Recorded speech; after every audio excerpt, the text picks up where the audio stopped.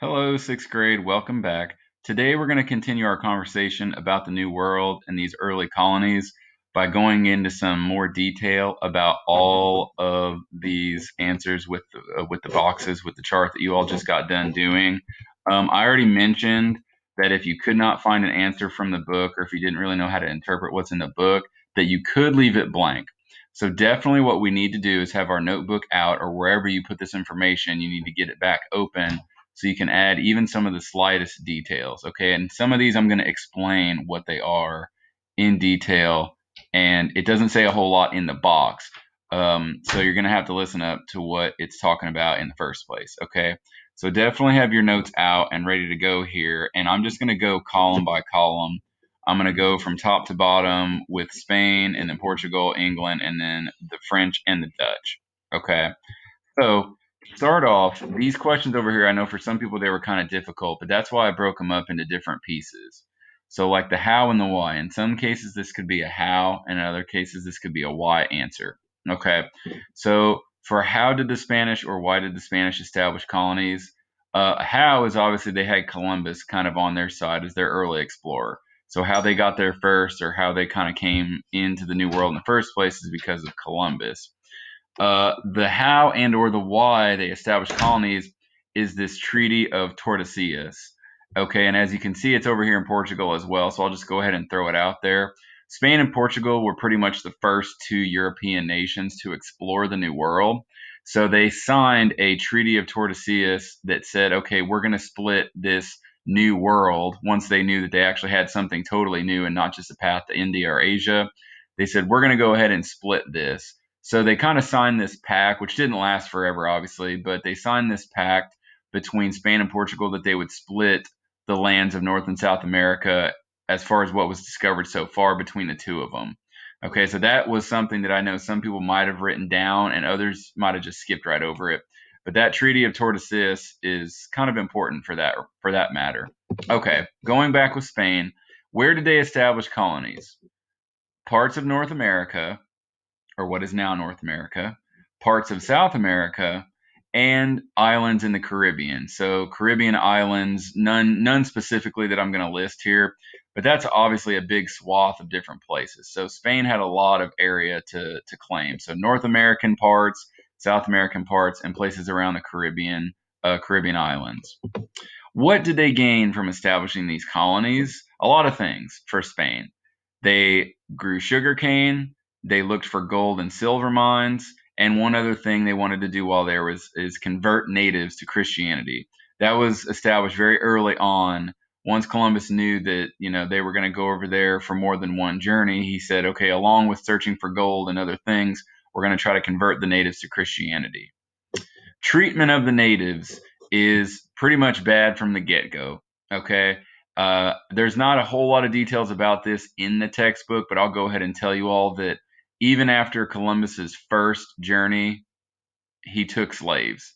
The very first journey, he thought, hey, you know what's a good idea? I'm going to take some of these natives with me so that I can prove that I got to this place when I go back to Spain. So he literally kidnapped people, or what we would now call enslaved people, for the sake of taking them back and saying, okay, look what I found.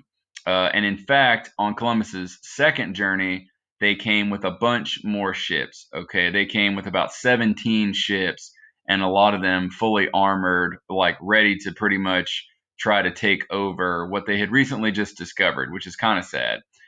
So obviously they enslaved the native people and they mistreated them, obviously, in a lot of different fashions. So it's not really a good story for the Spanish. Okay, let's jump over to the Portuguese real quick.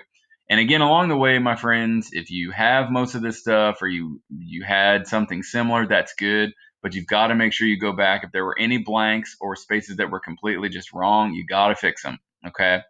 So, how or why did they establish colonies? For the Portuguese, their main person was a guy named Pedro Cabral. The book doesn't say much about it other than he was the first one for the Portuguese.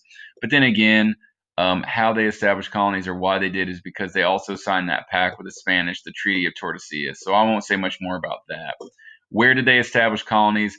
Predominantly what is now Brazil. Okay, so that's why even in Brazil today, Brazilian soccer players, Brazilian actors and actresses, they speak Portuguese and they don't really speak Spanish because that's a connection to when they first started establishing colonies. What did they gain? Sugarcane, some tobacco, coffee, and cotton. All those are mentioned in the book. Treatment of the natives, pretty much the same as the Spanish. All right, they had enslaved natives, they mistreated them, and actually, they had mistreated the natives so poorly that a lot of them died from overwork or from contracting diseases, and they didn't really have any more labor to the point where they had to actually start bringing slaves from Africa. So, this is actually what starts the whole North and South American slave trade is the fact that countries like Spain and Portugal overworked the natives that were already living there to the point that a lot of them died off, which again is sad because now that's going to open up the slave trade to Africa. So it's a pretty crazy situation. All right, jumping over to England here, starting to switch gears a little bit. How or why did they establish colonies? England was in it basically for the natural resources. They knew that there were a lot of forests over in these new, North and South American areas, and they wanted to get their hands on a lot of those natural resources like wood to make ships and all kinds of different things. So natural resources is kind of a new one. Trade, they definitely wanted to establish new trade partnerships. And now you're going to see something totally different, which is religious freedoms. So things that we talk about in history today for North America and especially the United States, like the Pilgrims, there's going to be certain people from England that don't just come for natural resources or trade. They're actually coming for religious freedoms or to practice their religions freely. So that's kind of a new one.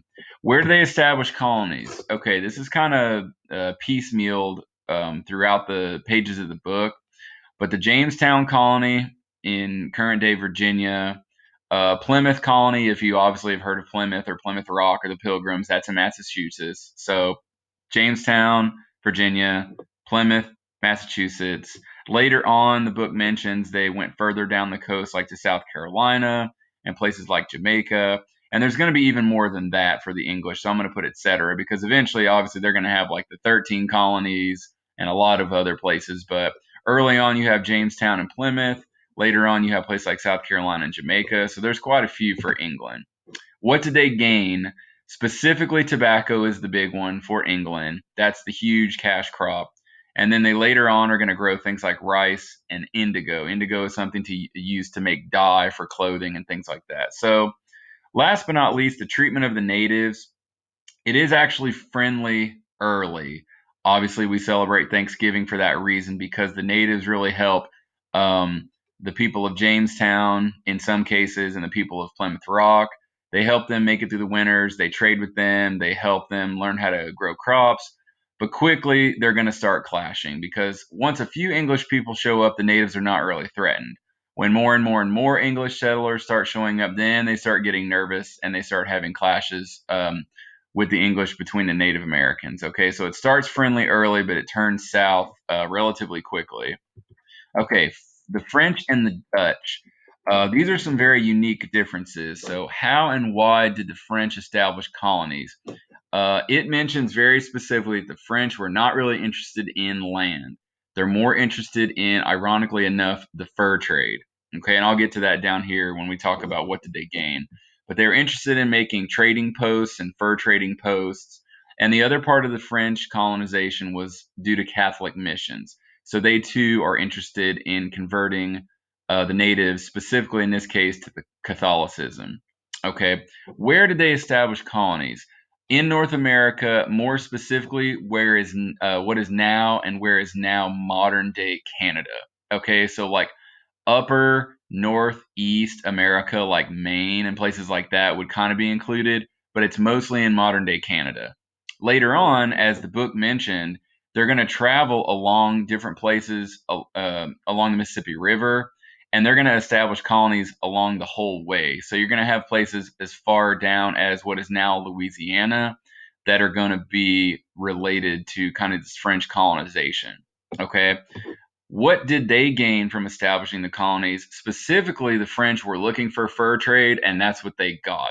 Specifically, the fur of beavers, which I know just sounds like kind of crazy, but the skin or the furs of beavers were actually really sought after during this time period because their fur was used in different kinds of hats.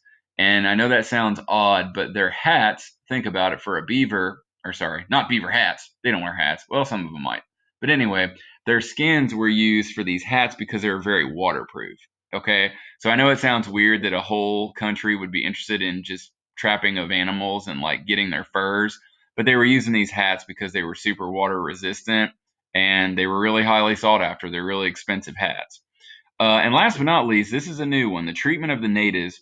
The French, because they were not really interested in land, respected the natives. They treated them almost as equals, and they really had a good relationship with the natives to the point where French people and Native American people would get married and stuff like that. So they saw them pretty much as equals. And again, the natives didn't see the French as a threat very much because they came looking for furs and they traded for furs. But the French didn't really hang around and establish big colonies, so the natives didn't see them as much of a threat as everybody else. Okay. Last one here is the Dutch, or the people from the Netherlands. The big thing about the Dutch is they were kind of a newly independent nation and they wanted to establish some trade. So they wanted to kind of get in the trade game. So that's what they went to the New World for, specifically looking for trade partnerships. Where they established colonies is pretty much along the Atlantic Ocean coast of what is now North America. So if you're looking at a map of the United States, it's basically the right hand side, okay, the Atlantic Ocean side, specifically in places around what is now New York or the island of Manhattan, New York City, and many other places in that area, but mostly along the coast of the Atlantic, specifically around what is now New York. Okay. What did they gain? We already said they gained that trade that they were looking for. They oddly enough were looking for the fur trade as well, but not as established as with the French. But they got the trade that they wanted. And there is also some similarities in their treatment, and there's also some different kind of angles to this. It did start friendly, similar to the English. They did later have confrontations, similar to the English. But this is interesting because they are one of the few groups who is not really worried about religious conversion. So all of their arguments with the natives would later be involved with trade or be involved with land disputes, but they were not really worried about converting the natives to any kind of specific religion, which is kind of unique. Okay. So overall with this, what I want you all to do again is to have gone through and made sure you made any changes. Definitely if you have blanks, do not just kind of glean over this and not do anything different because odds are when I make a quiz slash test for this last unit, I'm going to pick a few questions specifically from this chart, both the Spain, Portugal, England slide and the French, Dutch. So I could pick from any particular box, and you want to make sure that you have the basics. If you feel pretty confident in your answers and you don't want to send me anything new for today, you don't have to. But I would also advise those that feel that they've really made a lot of changes or they want me to look over it to make sure that their changes are good. Feel free to send me another version of your PowerPoint or your notebook page or however you wrote this stuff down. Okay, so that's totally up to your judgment. But if it makes you feel better to kind of really show me that you've changed a lot of things or you've added quite a bit or you have any questions, feel free to contact. Okay. So as always, I hope you all are doing well. We're starting to get to the bitter end here. We're starting to grind to the end, but you all are doing very well and we're hanging in there. So as always, I hope you're staying safe and you're keeping yourself well, and we'll talk very soon. Bye-bye.